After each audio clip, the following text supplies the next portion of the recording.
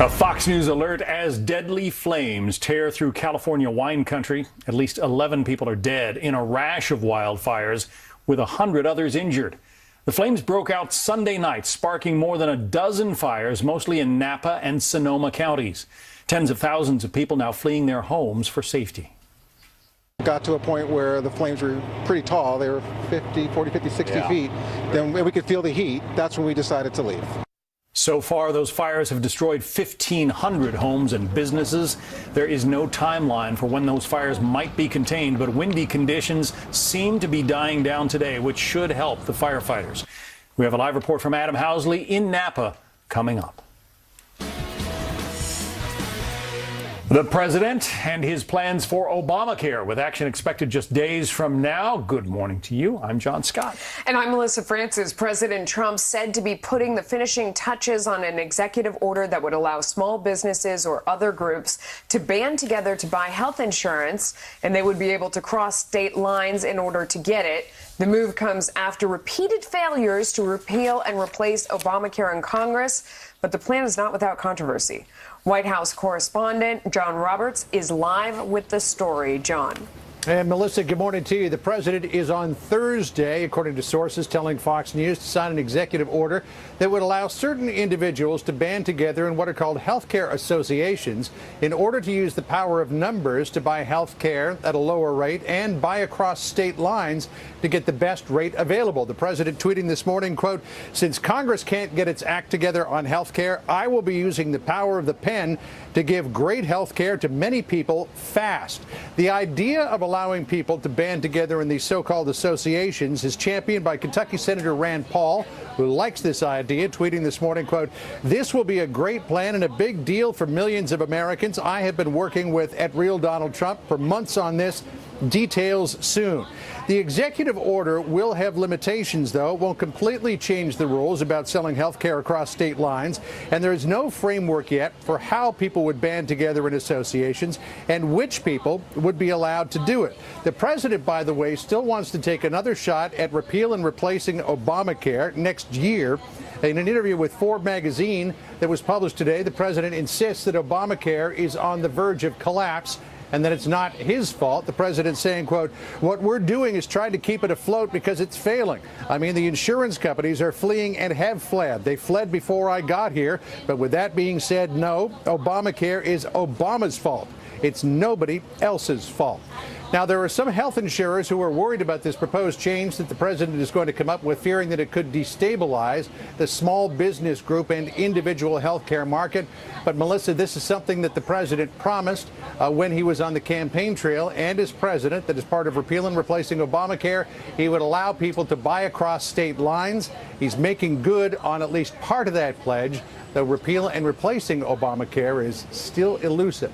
By the way, we should mention that an hour from now, the president will be getting together for lunch with his defense secretary, James Mattis, and the Secretary of State, Rex Tillerson, to be a fly on the wall in that lunch. Melissa? You know, I would settle for being a server. I could pass out the rolls. I'd be happy to pour water, anything to get close to that, because it should be an interesting run. You're right, my friend. That would be interesting, no question. Thanks. Absolutely. Thanks for the report. Well, for more on the president's expected executive action on Obamacare, let's bring in Kelly Jane Torrance, deputy managing editor of the Weekly Standard, and Kimberly Atkins, chief Washington reporter at the Boston Herald. That tweet, Kimberly, from the president expressed his dissatisfaction with Congress in not getting something done on Obamacare, huge campaign promise of the Republicans. The fact that he has decided now to do this, the question is, does he have the executive authority to issue the kinds of changes? Well, it depends on exactly what this executive order does. I mean, you're right. This is born, at least in part, out of frustration by the president that Congress failed to repeal and replace, and we've seen him make many tweets about that. So this plan, as you mentioned, to form these sort of association plans where small businesses, small groups can band together and get coverage, it depends how far it goes. For example, if he tries to allow individuals to buy into these plans the same way they can can buy into the marketplace. There are some experts who say that that goes beyond the scope of the law. It's going to have a legal challenge either way. There are people who are opposed to these measures because, I mean, some economic healthcare experts I talked to worried that by creating these plans that don't cover pre-existing conditions and are really something that healthier people can buy for a lower cost, that will shift all the sicker people to the more traditional plans that do have to meet the Obamacare requirements, and that will destabilize the markets and really cause insurers to pull out more quickly. Perhaps that's what the president wants. I mean, he talks about how Obamacare is failing and collapsing. Perhaps this is a way to sort of speed that process. Kelly Jane, if the devil is in the details, one of the details, I mean, are they talking about offering these new plans this year? Because there's only 3 calendar weeks left in October, and the health insurance buying season starts November 1. Exactly, John. And you have to wonder when they are going to start this, and did they realize, how quickly they need to get this going if they're going to offer it for this year. But I think they must want to do something quickly, as you just showed on your screen. I mean, premiums have gone up by 50% in some states. And, I thought that Donald Trump, in talking about his power of the pen, might have been echoing Obama a little bit there, who often talked about how he can rule by a phone call or a pen.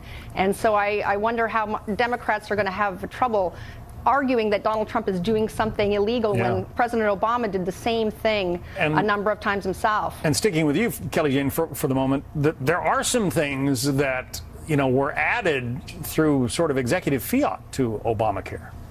That's right. I mean, I think this would be a decent first step, and I think really all Americans should be able to buy plans that don't offer the full menu of benefits that Obamacare specified. And in fact, some of those benefits that we hear our plans have to offer were put in under executive order or under agency rules. For example, that contraceptive mandate that is one of the most controversial parts of Obamacare, that is not in the Affordable Care Act itself. That was a rule put in by Health and Human Services. And of course, President Trump could have gotten rid of that entirely if he'd wanted to. He decided not to. He decided to keep it and just to add a few more exceptions. But there are a number of things like that that really are not part of the law and don't have to be part of any sort of health care bill. And we're sort of surprised that the president and the administration haven't taken steps to get rid of some of those rules. Kimberly, Rand Paul is one of the senators who helped torpedo Graham Cassidy and some of the earlier repeal and replace efforts. He seems to like what the president is proposing here. Does that bode well for the future of this proposal? Well, I think it does, and I think it shows. Look, Rand Paul was one of the key people who, as you said, were opposed to Graham Cassidy and the skinny repeal because those measures did not repeal Obamacare. He is interested in repealing Obamacare, which makes me wonder again if this is a measure that's designed to quicken its demise if it does destabilize these markets. But the problem is, yes, people want more affordable health care.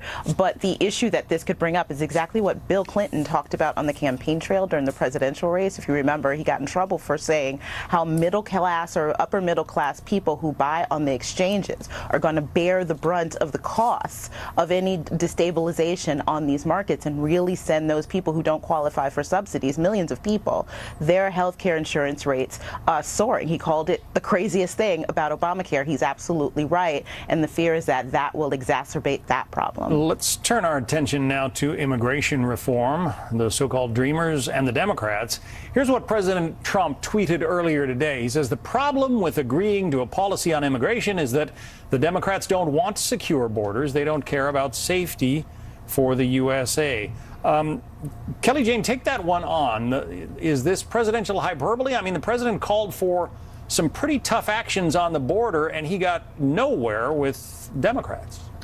Yeah, I think it sort of proves that the deal he supposedly struck with Chuck and Nancy, as he now likes to call them, really wasn't much of a deal at all. And it sort of proves that the Democrats are not willing to negotiate at all. Now, you could have said, Trump did. These are very, very serious policies that a lot of even moderate Republicans don't agree with. And you might think perhaps Trump, this was his first play. He likes to consider himself a great negotiator, so you got to start from a position of strength. But Nancy Pelosi was so upset by these proposals. She said there's nothing to negotiate. We don't even have the same values.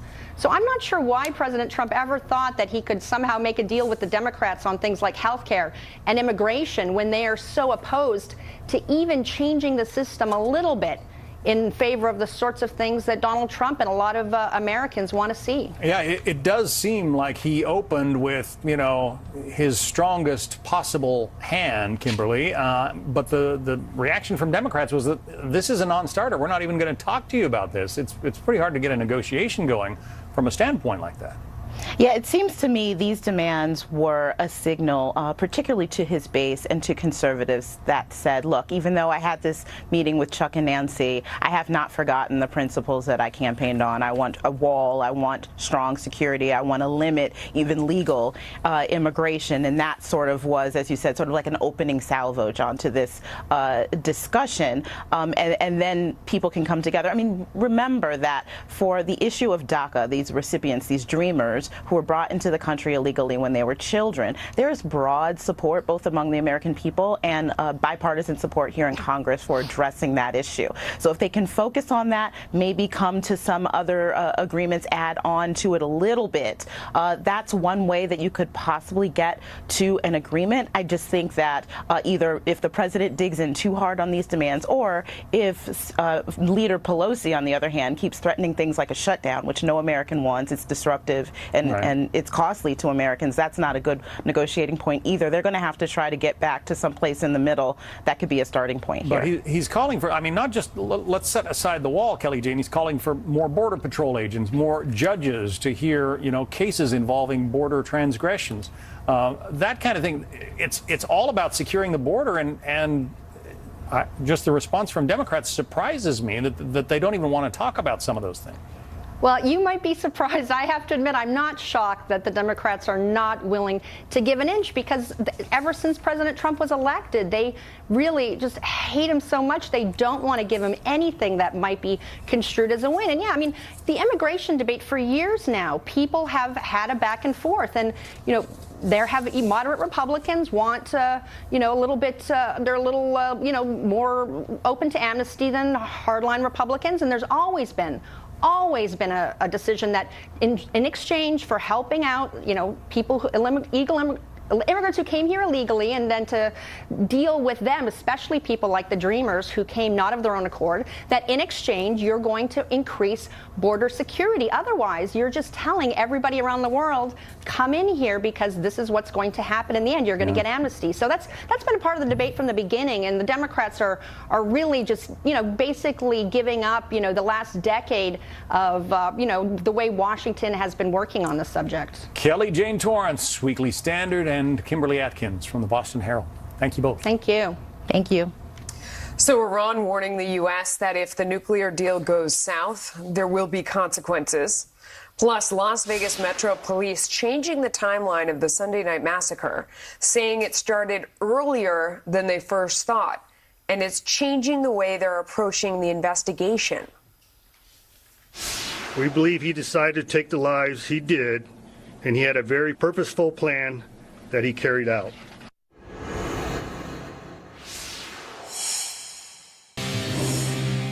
The head of Iran's nuclear agency warning the United States there will be consequences if the nuclear deal is decertified. Ali Akbar Salehi saying America's global status will suffer if the deal goes sour. In the deal, the U.S. agreed to lift sanctions against Iran, and in return, Iran would halt its nuclear development for now. President Trump is expected to announce a decision on the deal this week. He also could call on Iran's Revolutionary Guard as a terrorist organization. Iran says all options are on the table if that happens. Even though we have been talking about the numbers of people who attended the concert and the number of victims injured or killed, you really don't understand the magnitude until you see the rows and tables of personal belongings. That was Sheriff Joseph Lombardo of the Las Vegas Metro Police Department in the press conference yesterday when police changed the timeline of the Las Vegas massacre. They say the first shot was actually fired at 9:59 last Sunday night. That is 6 minutes earlier than they originally thought. It's an important distinction because Stephen Paddock's first shot was not at the crowd. Instead, we now know it was the shot that wounded a security guard. Officials previously thought Paddock shot the security guard after killing 58 people and injuring hundreds more. Joining me now is Sergeant Sean Larkin from the Tulsa, Oklahoma Police Department, where he's a member of the gang unit. He is also an analyst for the A&E reality show Live PD. This is a huge development. He unleashed about 200 shots into the hallway and wounded this police officer before he ever started shooting at the crowd. What difference does that make in your mind? You know, I think he was probably still in the process of getting things set up. Obviously, he had the mindset, the means being the weapons that he had to do what he was going to do at the crowd. My guess is that he was still in the process of getting that ready, and when the security guard just showed up, that was a catalyst that kicked this thing off a few minutes earlier. So he shot the guard. It is unclear. I mean, we're seeing differing reports about whether that was a security guard at the hotel. It wasn't a police officer. And we're getting differing reports about whether that security guard was able to radio in and let people know that he had been hurt or what happened then. But does it change your mind about, I mean, the man was injured. He was hailed as a hero for stopping the shooting. But in fact, it all happened before. Does it mean that people should have moved faster? I mean, what's your assessment? You know, with him getting shot, whether or not how fast he was able to radio down to, to the other security officers there in the hotel, the public needs to understand these things take minutes from the time an incident happens. The call goes into a 911 call taker. It then goes to a dispatcher and gets broadcast out to officers. The officers then have to respond there. So, as far as using the term hero for, initially we thought this is what, stopped him from shooting at the crowd. Still him showing up there, getting shot, it at least allowed, the responding officers, once this thing started, to know exactly where to go to. Yeah, to know where they were. Yeah. Exactly. Exactly. Another detail that we got was that he was drilling a hole into the next suite. They never really figured out what that was about. What's your guess on that one? I know he was, had used, from my understanding, some small metal plates and to the stairwell coming up to the 32nd floor and try to barricade that against entry. Fortunately, that the team that moved up there had a handheld breaching device. With the cameras he had set up, he could have been trying to set up additional cameras. He could have been possibly trying to mount a weapon, to be fired at officers as they responded into the hallway. Just as I said at the beginning here, I think he was still in the process of setting up the way he had wanted this thing to go down. Right. They also said that they found medication in the room. They didn't specify what that was or what that was all about, but that raises more questions. That he shot 200 rounds into the hallway as well, and that he checked in on the 25th, not the 28th. All small details, but if you put them together, does it tell you that the hotel didn't have enough security? No, not in my opinion. A lot of people obviously are talking about how could he have gotten all this stuff up there into his room without anybody noticing. And, this guy, as we have talked about, he appeared just to be a regular looking guy. He comes there regularly to gamble. Nothing about him has stood out to anybody else, leading up to this that has been odd. With a hotel of that size, being Las Vegas, people are coming in and out of the lobbies, the rooms, the elevators all day long. And so if he didn't do anything to draw any attention to him, I think it'd been very difficult to, to spot. Yeah, that makes sense. Sergeant Sean Larkin, thank you for your time. Thank you. In Mississippi, a teen killed in a small town there. Almost 3 years later now, the murder trial is beginning. Plus, the race is on to contain raging wildfires in California. We are live on the ground in that state's wine country. It was scary because I didn't think it was going to come upon us as fast as it did. We knew when it was time to run.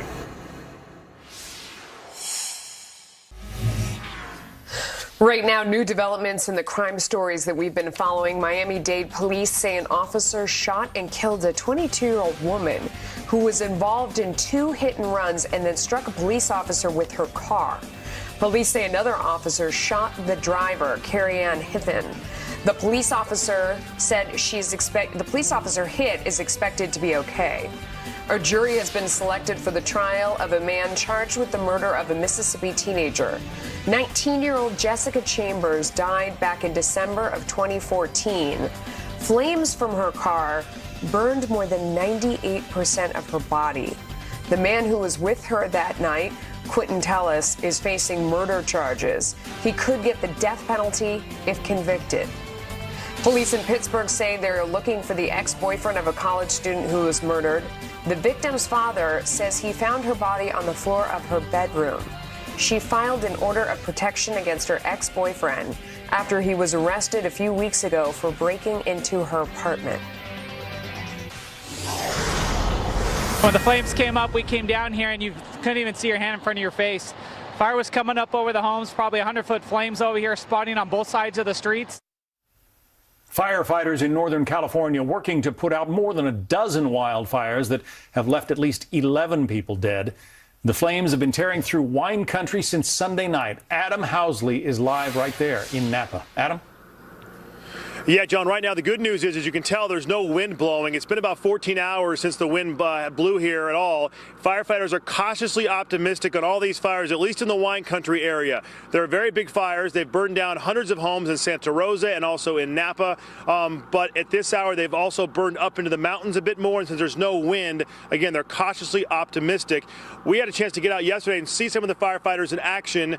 I got this video from an eastern part of Napa County, basically called Coombsville, just east of downtown Napa, and you can see firefighters from two different stations, one from Santa Cruz, which is about 2 hours south, another one from Novato, California, about 30 miles to our west, come together to fight fires in an area they don't even know, and they were able to save this home. Meantime, the scenes aren't nearly as nice to the just a bit north of there in the Silverado Country Club area. I got this video right before sundown. This is where the PGA golf tournament was on Sunday. 2 hours after it ended, roughly, all the ceremonies ended there. This fire blew through that high-end and very densely populated golf club, burning down probably over 100 homes. They don't have the exact count there, but it was unbelievable, the devastation right up next to the fairways that people were enjoying watching PGA golf are now no longer there. And that's the situation, John, as you can tell, here in Napa County, also in Santa Rosa, the north part of Santa Rosa. Just a lot of devastation here. They do believe that the death toll, which is now at 11, will go up. They don't know how high it'll go because they haven't had a chance to get into many of these areas. But right now, it's all about trying to make sure these fires don't go back in towards more homes. And again, they're cautiously optimistic, John, they can get a handle on some of this. We still don't have any containment numbers yet at this hour as well. John? Unbelievable. I mean, homes along golf courses you don't expect are going to go up in flames like that. No, in fact, John, I grew up down the hill right here, and this is all vineyard land around here. This area is never burned. This is a winery. This was a rock winery. This wasn't like a wood facility that would, that could get maybe some embers into it. This is Signorello, or it was Signorello Winery. It basically blew up from flames. My brother watched it burn to the ground just down the hill where my family lives. Thankfully, our home is all right, but around us, 2 or 3 homes burned all the way to the ground. The fire, I was told, my brother and dad, we got here after the flames had moved through here. We were here when it was still smoldering, but the flames were literally blowing across the roadways, across the driveways, and there was nothing to do to stop. In fact, the firefighters were telling me on the phone at that point, no structure protection here for several hours. They were just trying to save people. Wow. Unbelievable. Adam Housley. Adam, thanks. All right. Tragedy at Texas Tech University when a campus police officer is shot dead. A student now charged with capital murder. A live report on what led to that shooting. Plus, Hillary Clinton coming under fire after sexual harassment allegations brought down Hollywood mogul Harvey Weinstein. Our political panel joins us on why.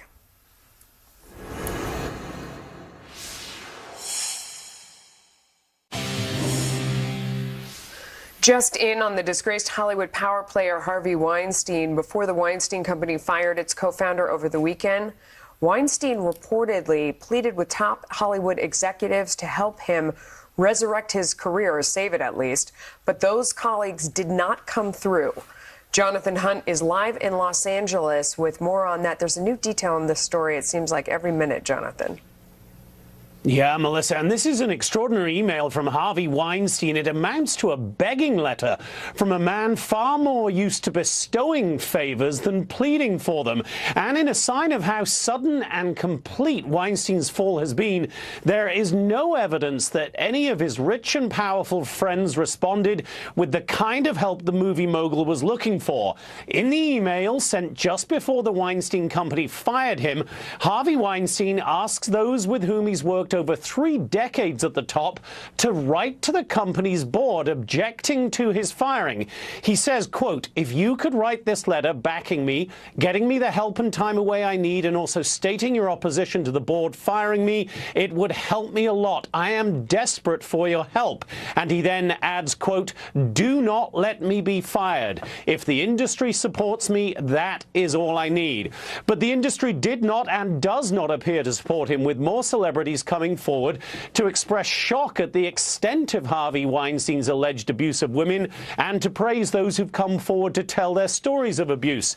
Jennifer Lawrence, who won an Oscar for the Weinstein-produced Silver Linings Playbook, said in a statement, quote, "This kind of abuse is inexcusable and absolutely upsetting. My heart goes out to all of the women affected by these gross actions."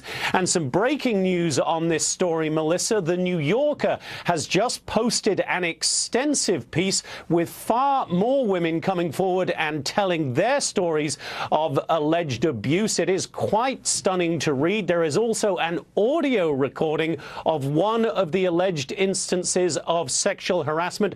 Also, in about 2.5 hours here in LA, the famed attorney Gloria Allred will introduce a client, a former actress and screenwriter who has not yet spoken publicly and who Ms. Allred says will tell her stories of abuse at the hands of Harvey Weinstein. It is keeping coming, snowballing, all of these accusations day by day, hour by hour, it seems, Melissa. Well, it's no surprise that Gloria Allred is getting involved, but that article in the New Yorker really breaking some new ground on this story. If it's true, it is very shocking. Explosive. Very shocking. All right, thank you for that report.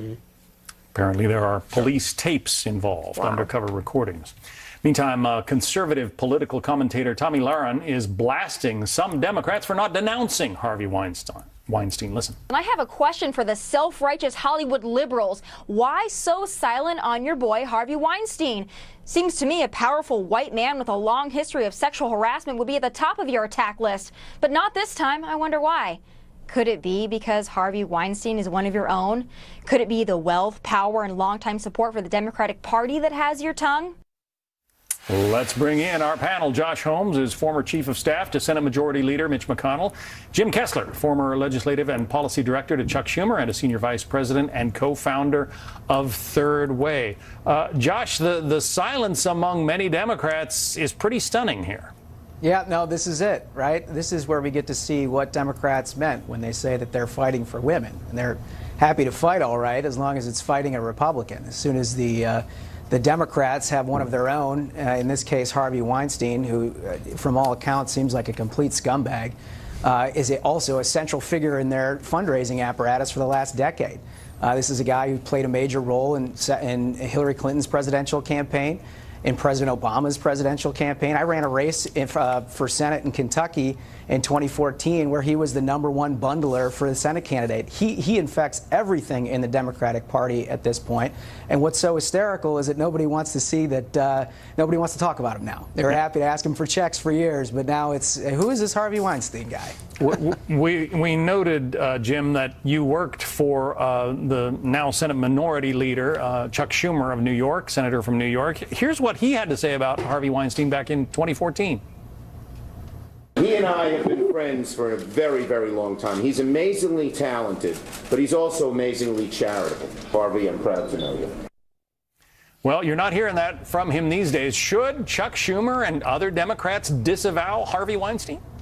Yeah, and they will. Look, Chuck is right. He's talented, he's generous, he's a pig. Well, okay, and that's where we are right now. But you can't blame Chuck Schumer in 2014 for not knowing that Harvey Weinstein is a pig today. Oh, Jim, I love it. I mean, this is the playbook that Democrats have run for years, right? But every possible war on women, right? Look, it would be like being accused of being a pedophile because you bought the Thriller album. Like, Harvey Weinstein needs to be denounced. He is a bad person. But in 2014, all right, you can be excused for not knowing what nobody knew except for several women who had very legitimate gripes against this awful monster, not knowing what the world didn't know until several days ago. Jim, he gave nearly $50,000 to Hillary Clinton's presidential campaign. He and his family have donated about, I think, 1.4 million is the number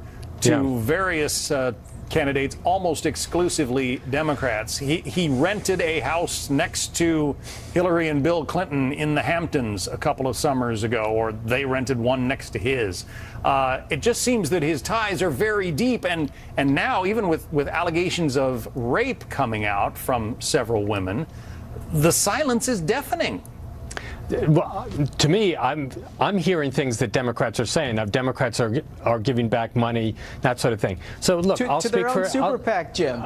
Let's hold on. Look, that's worth examining. The DNC decided, you know what? Let's not hold on to this Harvey Weinstein money. We're taking heat, so we're going to give it to a super PAC that supports Democrats. I mean, it's just unbelievable. There is no end to the hypocrisy here. Well, look, there is. There's no difference between Democrats and Republicans on whether you could be a very, very rich donor and an absolute pig. I will say this, you know, there's criticism about Hillary Clinton.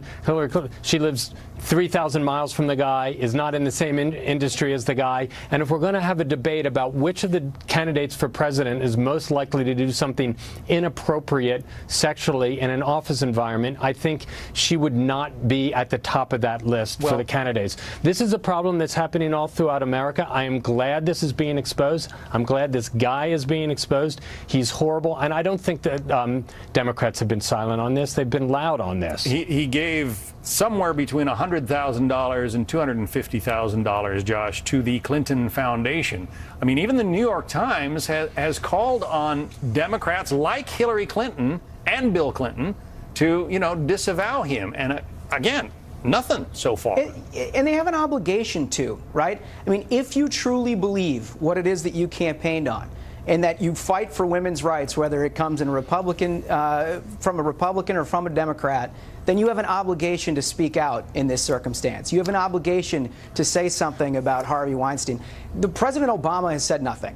Hillary Clinton has said nothing. So what does that message send to all of the rank-and-file Democrats up and down the ballot? If the leaders of their party don't have to say anything and, in fact, can donate the money to their own causes, how about them, right? And so at that point, Josh, I've heard a lot of Jim. You noted that, you know, she lives 3,000 miles away from the guy. Yeah, because he's famously West Coast. I mean, her Twitter reaches all around the world. Her Twitter page, Hillary Clinton's Twitter page, has plugged her appearance at Stanford and her children's book. But so, John, days later, has said nothing about Harvey Weinstein. Let me say something on this. I don't feel that it should be up to Hillary Clinton, the woman, to be the one that has to be the one that's denouncing Harvey Weinstein. If he should be denounced, I would like to see more men, both in the Democratic Party, the Republican Party, in Hollywood, at the captains of industry. It's the men that have to actually start saying things on this. Jim, Hillary Clinton gets blamed for the sexual peccadillos of men that have nothing to do with her. I don't understand how she's even in this conversation. I mean, look, but it's not okay. But she should not. But she should not be blamed for anything that Bill Clinton has done wrong, or that Anthony Weiner has done wrong, or Harvey Weinstein. It's just an easy call. There shouldn't be, men should do it, women should do it, everybody should do it. This is an easy call. It's time for the men who are captains of industry to be taking a step to stop this, because it is in the power of men to end this horrible sexual behavior in the workplace. It is not in the power of women. It is in the power of men. We have to go. I would just point out that she was the standard bearer of your party. She nearly became president, and that calls upon some kind of statement from her, it seems to me. She is exiting politics. Yeah. It is the next generation that should be talking about this, and it should be the men who are talking about this. Jim, we're going to have to leave it there. Jim Kessler and Josh Holmes, thank you both. Thank you. It's not in the power of women. We might have some viewers out there that disagree with that last guess. I think it's everybody's responsibility. But anyway, North Korea celebrating the anniversary of its ruling Workers' Party. But could the escalating war of words with the U.S. bring military action this year?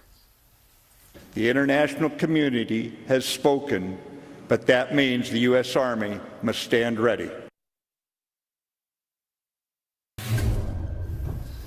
Breaking news this hour, President Trump has been hinting at a change of policy to deal with North Korea as the rogue nation celebrates the 72nd anniversary of the founding of the ruling party. Gordon Chang is the author of The Nuclear Showdown, North Korea Takes on the World, and he is our Asia analyst. Thank you so much for joining us. Thanks, Melissa. You know, it is this anniversary. They were expected to do another rocket test or launch. It looks like they may not do that. How do you interpret that? Well, you know, North Korea has been timing its launches not to their holidays, but to ours. And that's really been for the last 5 years or so. And also, you know, last week we had this CIA analyst in Washington predict that there would be a missile launch on the 10th or shortly before. And I think that that almost guaranteed that it wouldn't happen because Kim Jong-un does not want to give the CIA any credibility. Yeah. But, you know, we know they're going to test these things because they've got to improve their arsenal. And so there's going to be a launch. It could be soon. We don't know which day, but it will occur. Yeah. Everyone who has ears has gotten sick of the phrase all options are on the table. Here is what Congressman Adam Kinzinger, how he interprets that phrase. In the past, nobody's been serious about saying the military option's on the table. All you do is you see folks say, well, the military option's unthinkable. Well, I say the military option's not good, but the unthinkable thing is North Korea with a nuclear arsenal that can exceed our ability to defend ourselves or our allies. And that's what we're on track for. And so, yeah, I think to put that on the table and say, for 25 years, the president's right. All we've done is say, we'll build something for you. We'll do something nice for you. And North Korea said, cool, we'll take it. Sure. And we're also going to build nukes. That has been what has happened, no? I mean, do you disagree with that analysis? No, he's absolutely right. We've had a succession of presidents, liberals and conservatives, Republicans and Democrats, who have not stopped the North Koreans. They've never really been put at the top of the list of American priorities. We've always had something more important to do, and we've not been paying attention to the North Koreans as they've been earning a lot of money around the world. The one thing President Trump has done, especially with his September 21 executive order, is to stop this flow of money going into North Korea. And this actually has the potential of disarming the North Koreans short of the use of force. Yeah, because, you know, it is hard to believe that one man can hold a gun to an entire nation's head. He has to sleep at some time. He's, you know, bribing a lot of people in his country with other goods that he gets in if there's a way to stop that flow. I wonder, is there another military option? I mean, you've heard people talk about, is there a pulse bomb or something that could be put in place and disable some of these systems? I mean, something short of, you know, a nuclear war. Yeah, well, there are. And one of the things I think that the United States needs to do is to stop the flow of missiles that North Korea sells to Iran and to other customers. A lot of those travel by sea, and we can interdict those. You know, the North Koreans sell a lot of stuff to the Middle East. We cannot permit that to continue. So we've got to use our Navy and our Air Force to stop that. And by the way, in terms of disabling their grid, the South Koreans just 24 hours ago talked about a graphite weapon that would actually disable the North Korea's electricity power. Right. I'm surprised we don't hear more about that. That seems like a viable option. We'll talk about it more next time. Gordon Chang, thank you. Thanks, Melissa. A deadly shooting at a campus police station. Why the teen suspect was brought in the first place, and the charges he faces now. We're live with details.